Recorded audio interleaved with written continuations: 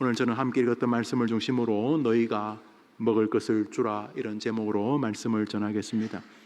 오늘 읽은 본문은 우리가 잘 아는 물고기 2마리, 보리떡 5개, 보리떡 5개와 물고기 2마리로 수천 명을 먹이고 12광주에 남은 일명 오병이어의 사건입니다. 마태복음, 마가복음, 누가복음, 요한복음, 복음서 4개가 다 이 사건을 기록하고 있는 것은 기록자들뿐만 아니라 하나님의 뜻이 이 사건 안에 여러 의미로 담겨져 있기 때문일 것입니다. 어느 날 주님이 인가와 멀리 떨어진 빈들에서 말씀을 전하셨습니다. 가급적이면 사람이 많은 곳에서 말씀을 전하면 좋겠지만은 예수님이 한 번씩 움직일 때마다 사람들이 인산인해를 이루었습니다. 여러분, 과거에 동네 텔레비전이 한두 대밖에 없었다는 거 여러분 믿으십니까? 이쪽은 안 믿겠죠. 그래서 여로 알아? 여로? 우리 청소년부에게 물게 태연실 아는 사람? 태연실 그봐 모르지, 이쪽이겠지. 여러분, 옛날에 동네에 텔레비전이 한두 대밖에 없어가지고 텔레비전 보려고 이렇게 밤이나 몇 개 가지고 텔레비 있는 집에 가서 텔레비 본 적 있으시죠? 여기서 여기가 그렇게 멉니다. 같은 세대인데 정말 그때는 진짜 볼 게 없었어요. 정말 볼 게 없었어요. 그래서 100년 전도 아니고, 제가 이제 60인데 무슨 제가 1000년 산 것도 아닌데, 제가 어릴 때 정말 볼 게 없어가지고 이상한 것만 하나 있으면 사람들이 그렇게 많이 모였어요. 그 중에 기억나는 거 제가 자주 말하지만 모기약. 오토바이 뒤에 모기약 뿌리고 가면 그 뒤에 아이들이 수십 명이 그 오토바이 따라다녔습니다. 얼마나 놀 게 없으면 그거 따라다녔겠어요. 믿어지지 않지만은 그랬어요. 하물며 2000년 전에 뭐 볼 게 있었겠어요. 로마의 박해 때문에 권세나 있는 사람이야 로마의 빌부터 살겠지만 일반 평범한 유대인들이야 희망이 없었을 거예요. 그런데 예수라는 어떤 젊은 지도자가 설교를 하는데 그 설교에 능력이 있다더라. 사람들이 그 예수 앞에 가면 병이 낫는다더라. 죽은 자를 살렸다더라. 이런 말에 증폭이 되어서 예수님은 그 당시에 슈퍼스타였습니다. 슈퍼스타. 그래서 예수님이 마을에 이렇게 들어서면 마을이 마비가 되었기 때문에 이게 1, 20명이 아니라 5,000명씩, 그것도 남자만 5,000명이니까 여자, 어린아이, 할아버지, 할머니 치면 몇만 명이 예수님께 모여드는 거예요. 몇만 명이. 그러니까 어쩔 수 없이 예수님이 동네 사람들 시끄럽다 그러고, 그러니까 인가와 좀 떨어진, 그래서 대부분이 사막이겠죠. 인가가 있으면 인가에서 떨어진 빈들에서 예수님이 말씀을 전하셨는데 사람들이 그리 모여들었다는 내용입니다. 마가복음 6장을 읽습니다. 시작. 많은 사람이 모든 고을로부터 도보로 그것에 달려와 저희보다 먼저 갔더라. 예수께서 나오사 큰 무리를 보시고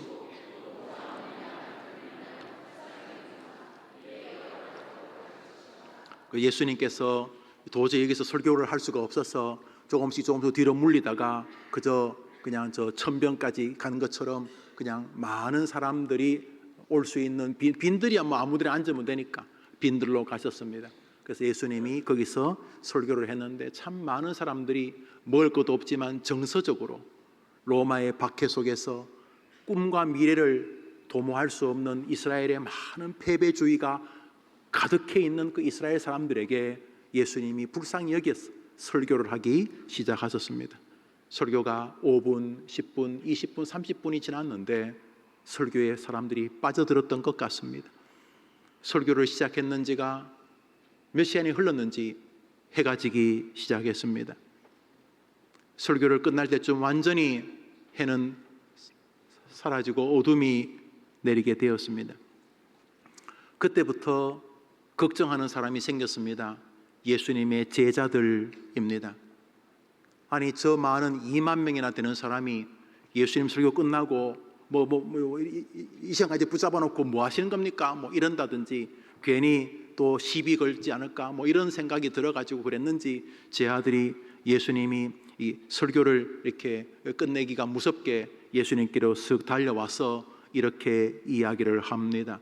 계속 읽습니다. 마가복음 6장 후반입니다. 시작.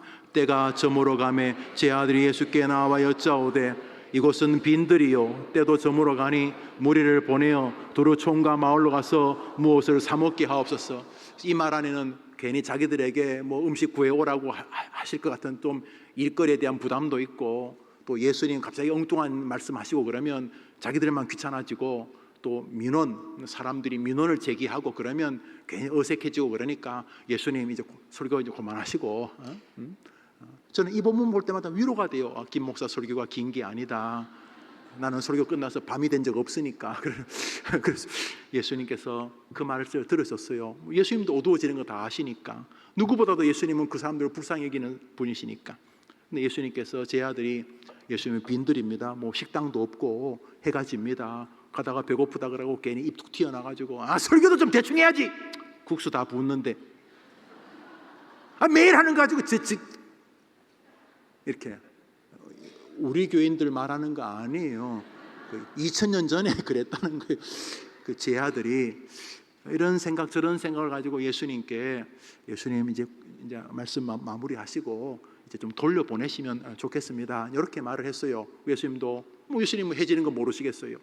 예수님 그 사람 배고픈 거 모르시겠어요. 근데 예수님께서 제 아들이 이렇게 합리적으로 건의를 했는데 예수님께서 이렇게 말씀하셨어요. 오늘 본문입니다. 37절 읽습니다. 시작. 한 번 더 노란 글씨 시작. 제 아들 12명, 회중은 2만 명. 그런데 12명이 2만 명을 무슨 수로 먹이겠습니까? 그것도 식당도 아니고 아마 2만 명 들어가는 식당은 쉽지 않을 거예요. 우리 두만강 프로젝트가 하고 스케줄이 좀 뭐 이렇게 꼬여가지고 그 중국 군인들이 올라와가지고 몇 시간씩 우리 붙잡아두고 그러면 이제 식당이 막 이상해져요. 밥 먹을 데가 없어요. 그래서 갑자기 중국 식당에 가면 우리 일행이 30명, 20명밖에 안 돼도 아이고 갑자기 밥 달라고 하면 1시간씩 기다려야 돼요. 중국에서도요.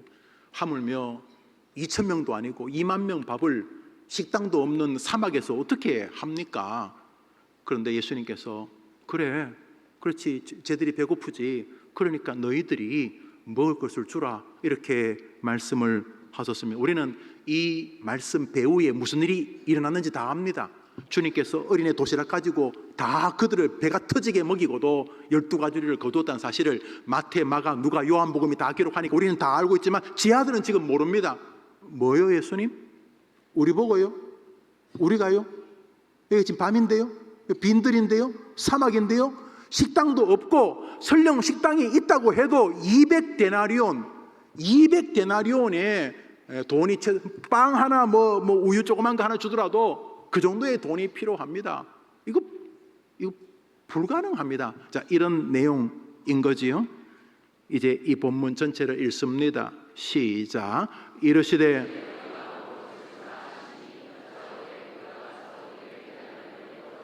(1초도) 안 걸렸습니다. 장난칩니까? 이 말입니다. 말은 의문문으로 끝나는 것 같지만 너희가 먹을 것을 주라 하시니 여짜오되 우리가 가서 200데나리온 떡을 사다 먹이리까? 이 말은 냉소가 착 베어졌습니다. 우리가 지금 이 빈들에서 이 밤에 식당이 열 리도 없지만 설령 열었다 그래도 2만 명짜리 음식을 우리가 먹일까요? 이렇게. 그러니까 이 말이 겸손한 것 같지만 벨이 뒤틀린 비아냥의 말이요, 예수님에 대한 불신과 세상 몰정 모르는 이 선생에 대한 냉소가 담겨져 있는 문장이지요.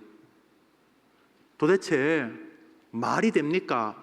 선생 예수야, 이 말 아니겠습니까? 우리 보고 먹을 걸 주라고요? 그럼 말이 됩니까? 지금 장난치는 겁니까? 아니 지금 밤인 거 안 보입니까?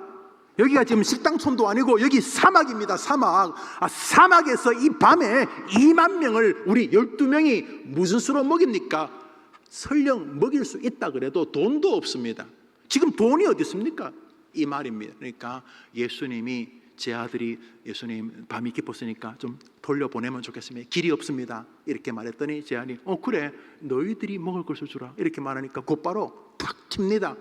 우리가 이 밤에 여기서 이 사막에서 200데나리온의 돈을 가지고 떡을 사가지고 저들을 먹이니까 하나도 안 되는 거. 200데나리온도 없고 있어도 살 데도 없고 이 밤에 어디서 누구를 깨워서 식당에서 만들라고 할 수도 없고 불가능한 거 아닙니까? 지금 뭐 장난칩니까? 이런 이야기입니다만은 우리는 이 일의 끝을 다 알고 있습니다. 빈들의 축제가 벌어졌다는 사실을. 여기 중요한 거 하나 우리 기억합시다. 한번 따라합시다. 무슨 문제를 만나더라도 예수님 계시면 그곳이 잔치의 자리로 변한다. 믿음 아멘 해보십시오. 이것이 빈들의 향연이라고 불러야 되겠죠. 아무것도 없지만 생명의 구주 되시는 예수님 계시면 사막이 옥토가 되는 줄 믿습니다. 제 아들이 이 일을 마태, 마가, 누가, 요한복음에 다 기록하는 이유는 이것이 이들에게 엄청난 충격을 주었기 때문이고 여기에 주님이 우리에게 하시고자 하는 굉장히 깊은 진리가 담겨 있기 때문입니다. 그들은 못할 줄 알았는데 결국 그들은 해내게 됩니다. 예수님이 12명에게 보리떡 5개와 물고기 2개를 조금씩 떼어서 주고 그것을 통해서 기적을 그들이 경험하게 되었기 때문입니다. 너희가 먹을 것을 주라는 이 구호는 후후 제자들의 인생의 구호가 됩니다. 가는 곳마다 이들은 자기가 만나는 사람들이 굶주려 있는 사람이라는 것을 깨닫습니다. 예수님의 시각처럼. 그리고 이 제자들은 가는 곳마다 진짜 줄여 있는 사람들의 먹을 것을 줍니다. 베드로, 안드레, 야고보, 요한 모두의 인생이 다 죽어가는 사람들에게 먹을 것을 주는 인생들이었기 때문입니다. 오늘 본문을 통해서 우리 몇 가지 주시는 음성을 들으려고 합니다. 첫 번째 진리는 이것입니다. 한번 답시다. 세상은 허기진 인생들로 가득한 광야다. 오늘 본문이 말하는 것은 그것입니다. 세상은 다 배고픕니다. 이 세상은 다 배고픕니다. 예수님 눈에도 배고픈 게 보이고 제 아들 눈에도 배고픈 게 보입니다. 여튼간에 시각은 다르지만 이 세상에 배고픈 것만은 사실입니다. 겉은 멀쩡했는데 속은 다 굶어 죽어 막 이게 넥타이 메고 가다마에 있고 뭐 좋은 차 끌고 다니지만 그 속은 거지가 한두 명이 아닙니다. 주님이 바라보는 인간상이 무엇이냐? 인간의 실상이 무엇이냐? 막 설교하고 이러니까 엄청 대단해 보이는 목사 같습니까? 여러분들이 이렇게 착 차려입고 막 분내고 해서 앉아있으니까 천사 공주 같습니까? 하나님이 우리를 어떻게 보시느냐? 배고픈 인생으로 보신다는 것입니다. 성경 말씀 마태복음 11장입니다. 여기 하나님이 우리를 보는 시각이 있습니다. 시작.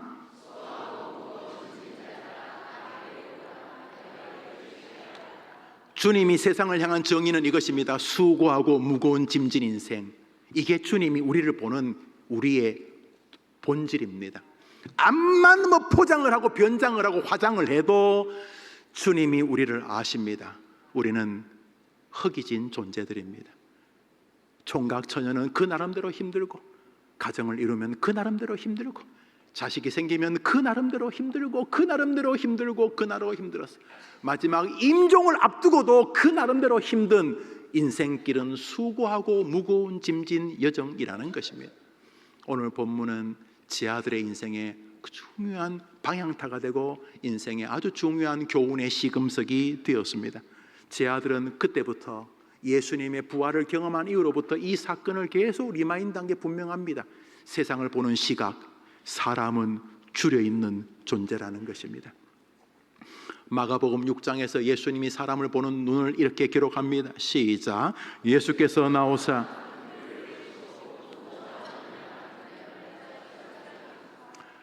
성경이 말하는 인간의 이미지는 목자 없으면 그것으로 끝이 나는 연약한 양떼입니다. 양은 자기를 보호할 무기를 거의 가지고 있지 않습니다. 땅을 팔지도 못하고 달리기도 못하고 나무 위로 기어가지도 못하고 수영도 못합니다. 양은 맹수가 달려들면 백전백패입니다. 양이 무엇으로 자기를 보호합니까? 양에는요 까마귀들도 적이 된답니다. 세상에 까마귀가 양 머리를 쪼는데 양이 자기 머리에 있는 양을 이거 새를 쫓아낼 수가 없다는 거예요. 참 기가 막히죠. 그래서 목사님 그래도 양은 뿔 있지 않습니까? 양뿔 보셨습니까?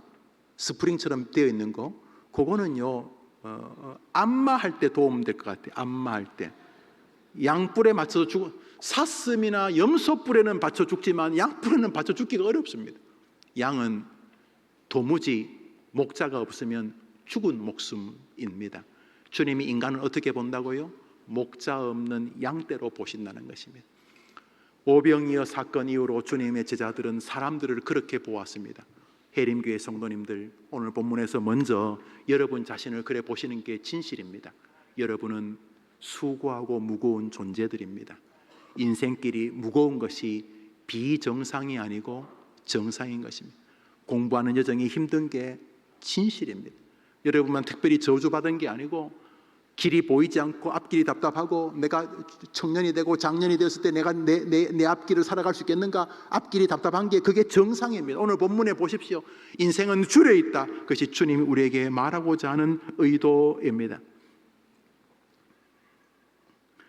36절 마가복음 9장 마태복음 9장 36절을 읽습니다. 시작. 무리를 보시고 민망히 여기신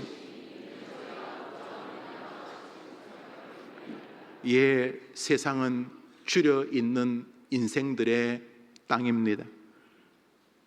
자동차를 타고 다니고 집이 있고 먹을 것이 냉장고에 가득 있어도 이 시대도 여전히 굶주린 시대입니다.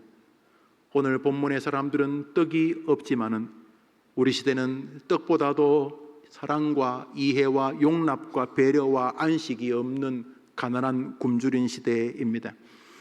대한민국이 기적을 통해서 먹을 것이 대부분 해결된 나라라고 알려져 있습니다.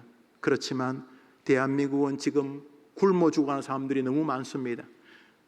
밥이나 떡이 없어 굶어 죽어가는 사람보다 자살로 인하여 영혼의 허기짐으로 인하여 마음의 허기짐으로 인하여 죽는 사람의 수가 100배가 더 많기 때문입니다. 예나 지금이나 유형만 다를 뿐이지 사람은 굶주린 존재입니다. 주님이 그들에게 우리를 보내십니다. 한번 따라해 볼까요? 너희가 먹을 것을 주라. 세상은 언제나 줄여왔었습니다. 2000년 전에는 먹을 것이 없어서 빈들에 서 있지만은 지금은 먹을 것은 있지만 사랑에 줄여 배고프게 가난하게 잠자리에 듭니다. 밥이 없어 배고파서 잠 못 이루는 사람보다 마음에 허전하고 인생이 배고파 허기져서 잠 못 이루는 사람이 100배 1000배 더 많은 시대입니다. 여전히 세상은 굶주려져 있습니다. 미국도 마찬가지입니다. 얼마나 잘 삽니까? 얼마나 잘 사는 나라입니까? 그렇지만 미국의 엄청난 총기 사고들이 심상찮게 발생을 합니다. 그리고 스스로 목숨을 끊는 슬픈 일도 적지 않습니다. 거기 다 굶주림이 있는 것입니다. 한 번 더 합시다. 너희가 먹을 것을 주라. 총기 사고가 있을 때마다 그 범인들이 세상을 향하여 불특정 다수에게, 특별히 어린 학생들이 공부하고 있는 학교에 들어가서 10명, 20명을 총으로 난사하고 스스로 목숨을 끊는 이야기들을 보고 후에 그 범인의 삶이 결코 만만치 않은 여정이었다는 것을 신문을 통해서 우리가 보게 됩니다. 겉은 다 멀쩡해 보여도 여러분 아버지, 엄마, 여러분 형제들, 여러분 친구들, 여러분 주변의 사람들이 다 배고픈 사람들입니다. 아이고 목사님, 우리 할아버지 거부예요. 배고픈 사람입니다. 우리 할머니 공부 많이 하셨어요.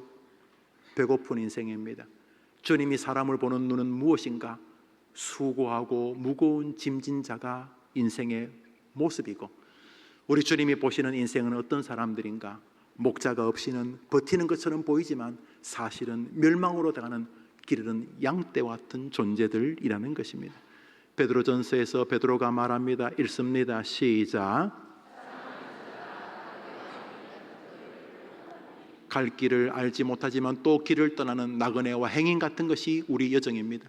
정착하지 못합니다. 얼마나 많은 사람이 그 마음이 정착하지를 못하고 삽니까? 아니 겉은 뭐 정착에 있는 것 같아요. 퇴근하면 갈 집이 있지만 마음은 정착하지를 못합니다. 마음이 늘 정착하지 못하기 때문에 나는 자연인이다 이런 게 나오는 거예요. 집 놔두고 계속 그러는 거예요. 마음이 정착하지 못하는, 마음이 쉼을 얻지 못하는 거예요. 모두가 다 유형만 다를 뿐이지 굶주려 있는 증거들입니다. 땅인 것입니다. 세상은 줄여 있는 인생들의 땅이다. 이것이 주님이 보시는 시각이고, 그들에게 주님이 우리에게 그래서 너희가 먹을 것을 주라고 말씀하시는 것입니다. 제자들은 자기 코가 석자기 때문에 불가능하다고 생각을 했습니다. 내가 지금 남 챙기게 되었습니까? 내 배도 고픈데 뿐만 아니라 이 빈들에서 내가 무슨 문제를 해결할 수 있다는 말입니까? 이런 내용이었습니다. 그래서 제 아들은 이렇게 말합니다. 마가복음 읽었던 본문이죠. 읽읍시다. 시작. 제 아들이 예수께 나와 여짜오되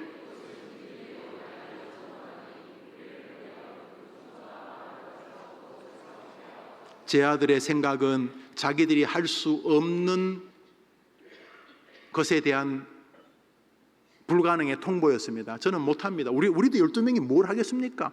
돈도 없고 있다고 신치더라도 이 밤에 이 빈들에서 불가능합니다. 자기들은 못한다는 결론에 도달을 했습니다. 그런데 주님께서 놀리시는 겁니까? 장난치시는 겁니까? 우리 학생들, 여러분 부모님이 여러분보다 더 잘났는데 여러분이 부모님에게 먹을 걸 주라 그러면 지금 장난치는 것 같지 않습니까? 여러분 할아버지 할머니가 여러분 공부 다 되어주고, 사실 여러분 아빠 엄마의 집도 여러분 할아버지 할머니가 사줘서 우리 집에서 제일 부자가 우리 할아버지 할머니인데, 여러분들이 할아버지 할머니에게 먹을 것을 주라 이렇게 말하면 장난치십니까? 할아버지가 웃으시겠는데요. 이렇게 느낌 들지 않겠습니까? 여러분 친구 부모님이 더 잘 살고 여러분 친구가 공부 더 잘하는데 여러분 보고 그들에게 먹을 것을 주라 그러면 그 친구들이 장난친다고 네 일이나 잘하라고 나를 야유하지 않겠냐, 이렇게 생각 들지 않겠습니까? 지금 그런 심정입니다. 주님, 우리가 뭘 먹을 것을 줍니까? 불가능합니다. 내 주제를 압니다. 이런 내용입니다.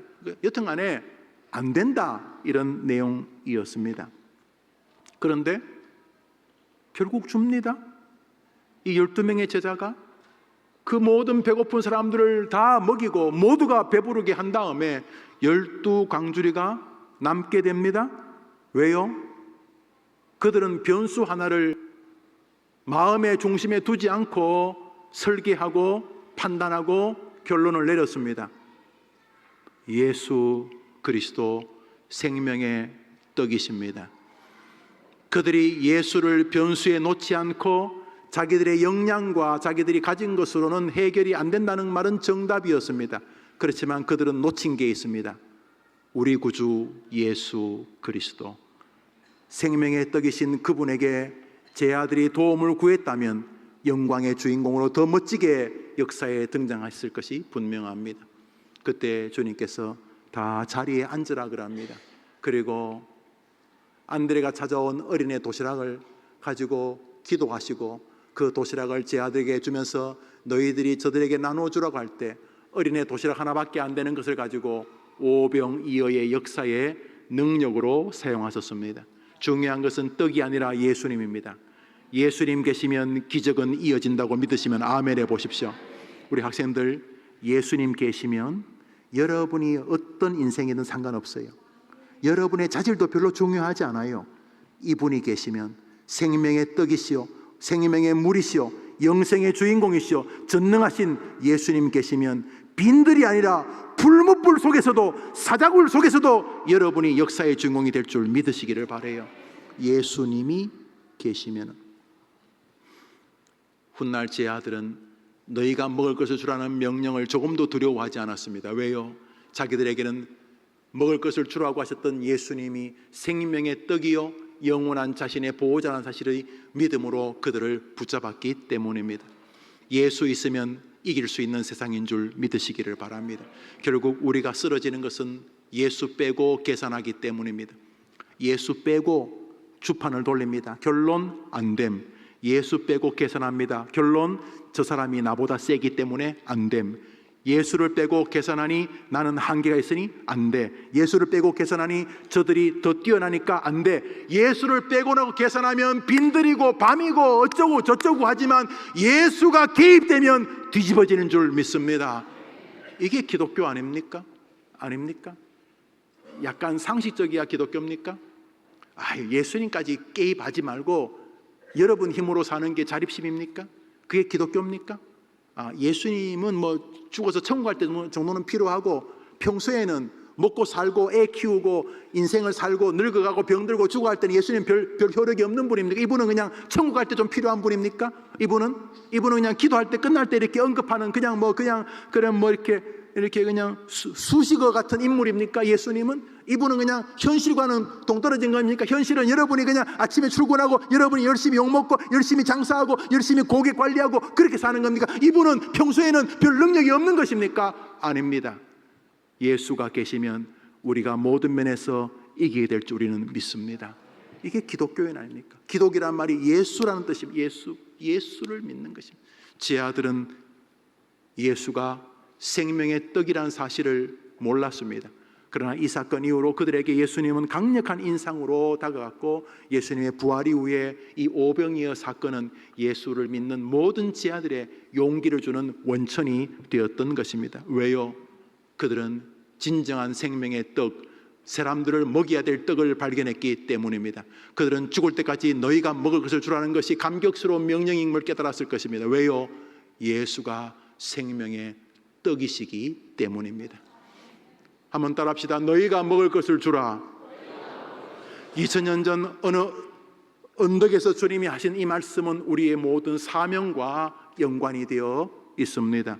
너희가 먹을 것을 주라는 이 말은 상상의 말이 아니라 실제의 말입니다. 왜요? 예수님은 자신이 모든 사람을 일으켜 세울 생명의 양식이라는 사실을 알고 계셨기 때문입니다. 우리 학생들이 가족들에게 부모님에게 생명의 떡인 예수님을 전해주게 되기를 바라는 것입니다. 요한복음 6장을 읽습니다. 시작. 내 살은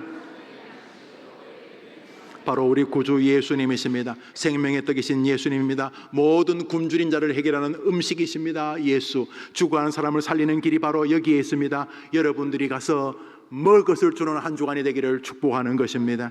요한복음 6장 35절부터 읽습니다. 시작. 예수께서 가라사대 내가 곧 생명의 떡이니 내게 오는 자는 결코 줄이지 아니할 터이요 나를 믿는 자는 영원히 목마르지 아니하리라. 내가 곧 생명의 떡이로다. 할렐루야. 너희가 먹을 것을 주라는 말하는 우리에게 예수를 전하라는 깊은 사명이 담겨져 있다는 것을 우리는 고백하게 되는 것입니다. 훗날 제 아들은 정말로 예수님의 부활을 경험한 이후에 정말로 사람들을 만날 때마다 떡을 주기 시작합니다. 정말로 굶주려가는 죽어가는 사람들에게 떡을 주기 시작합니다. 물론 뭐 진짜 먹는 떡도 좋습니다. 모여서 떡도 주고 구제도 했지만 모든 떡의 핵심은 바로 저것이었습니다. 사도행전 16장에 바울이 준 떡을 보십시다. 사도행전 16장 시작. 빌립보 간수가 죽으려고 자결하려고 할 때에 죽지 마라 이게 생명의 약이 있다, 생명의 물이 있다, 생명의 떡이 있다. 주 예수를 믿으라. 그리하면 너와 내 집이 구원을 얻으리라. 생명의 떡을 여러분들에게 주님이 맡기셨습니다. 너희가 먹을 것을 주라. 먼저 여러분을 먹이십시오. 제발 굶주려 죽지 마십시오. 자살 생각하지 마십시오. 생명의 떡을 여러분이 먹으십시오. 안고 뜯으십시오. 내가 곧 생명의 떡이신 예수 안에 길이 있음을 믿고 예수를 오늘도 마음으로 심령으로 받아들이는 여러분 되기를 축복합니다. 한번 따라합시다. 예수님에게는 길이 있다. 그게 생명의 떡을 여러분이 먹는 것입니다. 불신자들에게, 가족들에게, 여러분의 친척들에게, 친구들에게 말해 주십시오. 예수에게 길이 있다. 친구야, 어머님, 아버님, 예수님에게는 길이 있습니다. 예수님을 영접하십시오. 예수님을 붙잡으십시오. 너희가 먹을 것을 주라. 주님은 우리에게 말씀하고 계시는 것입니다. 그 오병이어 사건을 경험했던 베드로는 예수님의 부활을 경험한 다음에 만나는 모든 사람에게 이 먹을 것을 나눠주기 시작합니다. 생명의 떡인 예수님입니다. 사도행전 3장을 읽습니다. 시작. 베드로가 가로되 은과 금은 내게 없거니와 내게 있는 것으로 내게 주노니 내가 너에게 진짜 생명의 떡을 줄게. 그것은 내가 먹고 배부른 내 안에 있는 곧 나사렛 예수 그리스도 그분이시다. 생명의 떡을 너희가 저들에게 먹을 것을 주라는 명령이 이번 한 주간 여러분에게 거룩한 의무와 귀와 마음에서 쟁쟁거리는 사명이 되기를 축복합니다. 그래서 여러분이 생명의 떡을 먹어야 안 되겠습니까? 여러분이 굶주리면 되겠습니까? 날마다 분노와 짜증과 원망으로 살면 되겠냐 말이죠. 여러분이 오늘도 예수의 떡을 먹고 배부르고 여러분이 죽어가는 사람들에게 그 생명의 떡을 너희가 먹을 것을 주라는 말 순종하는 순종의 한 주간이 되기를 축복합니다. 모든 인생은 주려 있다. 주께서 우리에게 제 아들이 이 사건을 사복음서에 모두 기록한 이유는 인간의 실상이 굶주린 존재이기 때문입니다. 속지 마십시오. 그 사람 배고파서 그러는 겁니다. 속지 마세요. 그거 아버지 엄마가 배고파서 그러는 거예요. 자식이 배고파서 그러는 거예요, 여러분. 할아버지 할머니가 배고파서 그러는 거예요, 여러분. 그 친구가 배가 고파서 그러는 거예요. 세상은 죽어가고 있어요. 굶었어요. 아이고 그 집이 우리보다 잘 사는데 백날 잘 살아도 죽기 일본 직전에 기아 상태인 거예요. 죽어가고 있는 거예요. 17년 전입니다. 2007년 4월 16 미국 버지니아주에 있었던 버지니아 공대, 버지니아 텍 좋은 학교죠. 버지니아 텍. 우리 교회에도 그 출신들 좀 있으신데 버지니아 텍에서 총기 사고가 있었습니다. 자그마치 그날 32명이 죽었습니다. 미국에서 최악의 총기 사고였습니다. 29명이 다쳤으며 총 61명의 사상자가 생겼습니다. 그런데 안타깝게도 범인은 8살 때 한국에서 부모를 따라 이민 간 한 청년이었습니다. 조시성을 가진 이 청년이 8살 때 부모를 따라가서 열심히 공부해서 아주 명문학교 버지니아 텍에 입학을 했습니다. 그렇지만 배고픈 아이였습니다. 거기 총기 사건에서 상처를 입었지만 목숨을 건진 한 여학생의 인터뷰가 17년 전인데도 지금 제 마음에 기록이 남아 있습니다. 그녀가 이렇게 그 여대생이 이렇게 말합니다. 본인도 총기 사건에서 총상을 입었지만 목숨을 건진 그 학생입니다. 사건이 일어나기 전에 그와 한 번이라도 만날 기회가 있었다면 그에게 도움의 손길을 뻗칠 수 있었을 텐데, 만약 누군가가 그에게 도움을 주었다면 이런 비극적인 일이 일어나지 않았을 텐데 하면서 흐느끼며 신문과 인터뷰한 기록을 제가 기억합니다. 여러분도 기억하실 것입니다. 8살 때 부모를 따라 미국으로 이민을 갔지만은 아무도 그가 굶주린 것을 몰랐습니다. 아마 부모는 아이가 좋은 학교 갔다고 기뻐했을 겁니다. 좋은 대학 다닌다고 좋아했을 것입니다. 그렇지만 사실은 굶어 죽어가고 있었던 것입니다. 누군가가 먹을 것을 줬다면 미국과 한국을 넘나들면 탁월한 인재가 되었을 텐데 그 안에는 굶주림의 증상들이 나타나고 있었습니다. 세상과 불특정 다수에 대한 원망과 분노, 증오가 자라고 있었습니다. 굶주린 결과들이었습니다.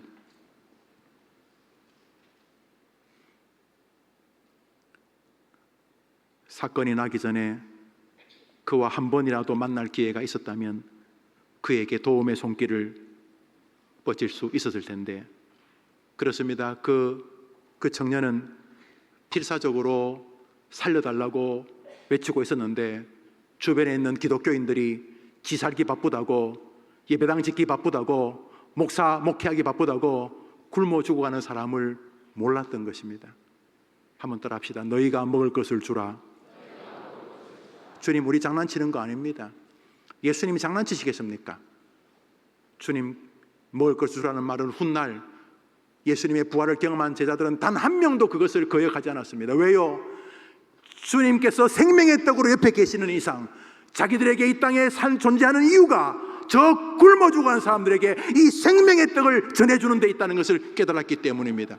할렐루야. 예수님 승천하시면서 남긴 유언도 그것입니다. 너희가 먹을 것을 주라. 이것을 어려운 말로 지상명령이라고 부릅니다. 땅끝까지 이르러 내 증인이 되라. 그 말이죠. 너희가 먹을 것을 주라. 오늘도 수많은 사람이 번듯해 보이지만 다 죽어가고 있습니다. 이 시대에 많은 아이들이 교회 안 나갑니다. 지난번에 두만강 프로젝트 갈 때 우리 교회 고등부 학생이 따라갔는데 자기 반에 아이들이 있는데 25명인가 30명 중에 자기 반에서 교회를 나간 아이가 자기 혼자래요. 자기 혼자. 이 시대가 그런 시대가 되었어요. 이 애들이 얼마나 소중한지 아셔야 되는 거예요. 그렇지만 쟤들도 다 죽어가고 있는 거예요. 죽고 하니까 밤새도록 게임이나 하고 그러는 거예요. 꿈이 없으니까 불평이나 하고 그러는 거예요. 어른도 마찬가지예요. 그런데 주님이 우리 보고 뭐라 그래요? 한번 따라합시다. 너희가 먹을 것을 주라. 그렇습니다. 세상은 지금도 우리 해림교회 성도들에게 외치고 있습니다. 말은 안 해요. 뭐 삐까뻔쩍하고 자기 자랑이나 하고 그러고 있지만 그게 다 배고픔의 증거들인 것입니다. 주님이 우리 보고 말합니다. 너희가 먹을 것을 주라. 이렇게 말씀하신 이유는 자신감 때문에. 무슨 자신감? 예수 자신이 모든 문제를 줄인 사람을 해결할 수 있는 떡이라는 자신감 때문인 것입니다. 예수를 사람들에게 주기 위해 날마다 예수를 먹는 여러분 되기를 축복하는 것입니다. 다윗 예수님입니다. 김중곤 목사님의 글들 속에서 예수 칼럼이라는 책이 있습니다. 제가 소개를 했었습니다만, 지금 뭐 목사님들이 글을 뭐 신문에 조금씩 컬럼을 쓰고 뭐 저를 비롯해서 뭐 쓰고 있지만, 돌아가신 김 목사님의 글에 의하면 저는 이 시대의 목사들의 글이 쓰레기가 아닌가 생각이 들 만큼 김중곤 목사님 참, 저 신안에서 태어나 참 멋진 한 인생을 산 시시총재였던 김중곤 목사님, 물론 뭐 인간이 있기 때문에 완벽함은 아니지만 부족함도 있겠지만, 그 김중곤 목사님이 쓰신 글 가운데 기억나는 게 두 가지입니다. 하나는 하나님, 우리나라가 정직한 나라가 되게 해 주십시오. 그래서 지갑이 땅에 떨어져도 그 다음 날 그 동네 그곳에 가면 지갑이 그대로 있어서 뭐 말 그대로 정직한 나라 되게 해달라는 그런 기도를 1970년대에 했는데, 지금 우리나라가 그런 나라가 됐어요. 여러분, 커피숍에 핸드폰이나 노트북 놔두고 화장실 가는 날은 대한민국밖에 없어요. 여러분, 핸드폰을 의자에 놓고 책상에 놓고 탁자에 놓고 이건 내 자리라고, 그리고 화장실 다니고 커피 주문하나 대한민국밖에 없어요. 저 선진국도요, 놓고 돌았으면 가지고 가요. 고맙습니다, 잘 쓰겠습니다, 돌아가요. 그 유튜브를 보니까 외국인들이 그게 너무 신기한가 봐요. 그래서 한국이 너무 놀라운 나라라고, 그럼 자기 휴대폰 노트북을 커피숍에 놔두고 몰래 카메라를 찍는데 1시간 동안 아무도 안 건드는 거예요. 막 너무너무 놀라는 거예요. 속으로 CCTV 때문에 그런 줄 모르고 이런 생각, 이건 들긴 들었는데, 여튼간에 김중곤 목사님이 그 옛날에 우리나라가 그런 나라가 되게 해달라고 기도했던 거예요. 참 아름다운 거죠. 또 하나 김중곤 목사님의 멋진 한자였어요. 한번 따라합시다. 백문일답. 인생에 100가지 1000가지 질문이 있어도 해답은 한 가지, 예수님인 줄 믿습니다. 여러분, 우리 주님이 우리에게 뭐 과분한 거, 불가능한 걸 요구하지 않습니다. 너희가 먹을 것을 주라. 바로 예수님의 이야기인 것입니다. 성찬식이 뭡니까? 예수님이 내 떡입니다. 예수님이 내 양식이고 생수입니다. 이 말 아닙니까? 세상은 줄여 있다. 나는 너희들이 나를 사람들에게 먹이기를 바란다. 제 아들은 이 말을 깨달은 것입니다. 그래서 사복음서에 다 오병이어의 사건이 기록된 것입니다. 그냥 죽으시면 안 됩니다. 우리 빨리 요양시설을 지어야 되겠죠. 자꾸 저한테 우리 권사님들 그만 물어요. 언제 짓느냐고 써놨잖아요. 500평이 시작되면 시작한다고. 그러니까 주보 계속 보시고 그만 물어요. 목표 2000평, 착공 시작 500평. 그러니까 지금 이제 뭐 20분의 1쯤 이제 시작하는 것. 여튼간에 여러분이 함께 하되 답은 예수에게 있습니다. 이번 한 주간 여러분도 예수 먹으면서 힘을 내시고 절망, 좌절 그런 거 자꾸 혼자 막 질질 이렇게 짜면서 막 센티멘탈하지 마시고 예수님에게는 길이 있다. 이 마음으로 공부하고 출근하고 자녀를 대하기를 바랍니다. 투병하시는 분 계시죠? 여러분만 죽으면 억울하시겠지만 아니에요. 아브라함도 다윗도 죽었고, 조금만 기다려, 제가 따라갈게요. 조금만 기다리세요. 조금만 하늘에서 기다릴지 모르지만 김 목사도 여러분이 말하는 그런 병으로 죽지 않겠습니까? 뭐 아니면 뭐 운전하다가 자동차 사고로 나거나, 우리가 다 하늘나라 이상한 거 아니에요. 그러나 그 질병의 순간에도 예수님은 우리를 일으키는 생명의 떡인 줄 믿으시기 바랍니다. 여러분도 이번 한 주간 생명의 떡으로 행복하고, 여러분 주변에 첫 번째로 가족, 자기 가족을 돌보지 않는 자는 불신자보다 악한 자라 그랬으니까 가족들에게 뭐예요? 전화 들고 할머니 예수님 믿어야 돼요. 생명의 떡을 지친 친구에게 친구야 예수님에게 도와달라고 해봐. 생명의 떡을 너희가 먹을 것을 주라는 이 말씀을 기억하는 동안 여러분도 살고 여러분 주변도 사는 은혜의 한 주간 되기를 주님의 이름으로 축원합니다. 기도합시다. 아버지 하나님, 너희가 먹을 것을 주라는 말씀 앞에 우리의 남겨진 삶이 있습니다. 내가 괜히 줄인 것처럼 보이는 것은 환경과 여건이 아니라 예수 생명의 떡에 대한 굶주림이었다는 걸 기억하고, 내가 먼저 예수로 감격스럽고 배부르게 해주시고 내 주변에 맡긴 사람들에게도 예수의 떡을 나눠주는 한 주간이 되게 하여 주옵소서. 세상은 줄여있다는 이 시각을 놓치지 말게 하시고, 세상이 엄청 부러운 사람들의 땅이 아니라 저들 역시 줄여있는 인생이라는 사실을 정확히 인지하면서 줄여있는 사람을 줄여있는 사람이 예수님을 통해서 부유해내는 아름다운 믿음의 길을 잘 걸어가는 해림의 권속들과 특별히 저 청소년들이 되게 해 주옵소서. 너희가 먹을 것을 주라는 말씀 앞에 너가 예수로 배부르고 너가 예수를 다른 사람에게 나누어 주라는 말씀인 줄 알아 예수 전파의 멋진 한 주간 되게 해주시기를 예수님의 이름으로 기도합니다. 아멘. 우리 다시 자리에 나와서 좋으신 하나님 우리가 찬양합시다. 좋으신 하나님.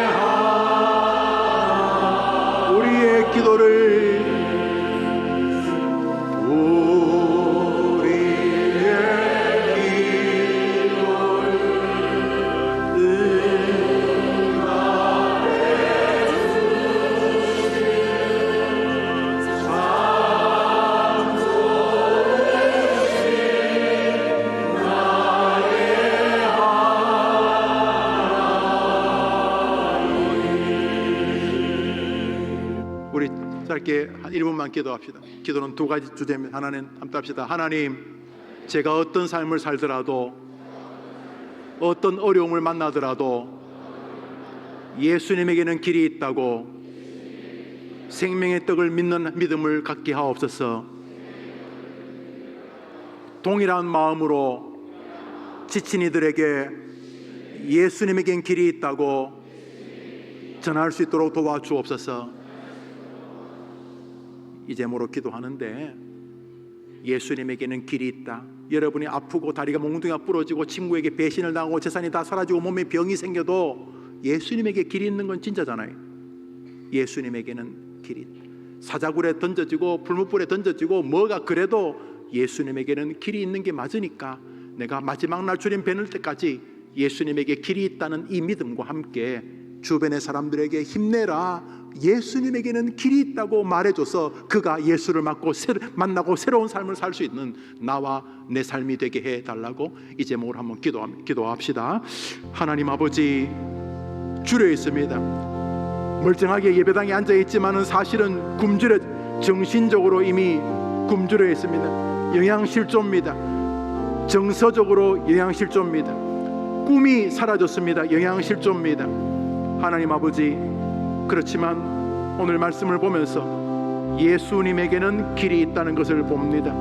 생명의 떡이신 예수님, 나의 모든 기근을, 나의 모든 갈등을, 나의 모든 허전함을, 나의 모든 부족함을 능히 메우실 나의 예수님, 나의 생명의 떡이요 생명의 양식이요 생명의 생수이신 예수님, 예수님에게는 길이 있다는 믿음과 동시에 내 주변의 사람들에게 예수님에게 도와달라고 해봐, 예수님에게 가봐, 예수님을 붙들어봐, 예수님을 먹고 마셔봐, 예수님을 의지해봐 라고 말할 수 있는 우리가 되게 하여 주옵소서. 이번 한 주간 그 좋으신 주님을 경험하는 예수를 먹고 예수를 마시고 예수를 전하는 한 주간 되게 해주시기를 예수님 이름으로 기도합니다. 아멘. 구주 예수님 은혜와 하나님의 사랑과 성령의 교통하심이 너희가 먹을 것을 주라는 이 말씀에 순종하며 자기를 먹이고 다른 사람을 예수로 먹이기로 다짐하고 세상으로 흩어지는 사랑하는 우리 학생들과 그 가족들과 여기 모인 모든 예배하는 이들 위해 영원토록 함께 있을지어다. 아멘.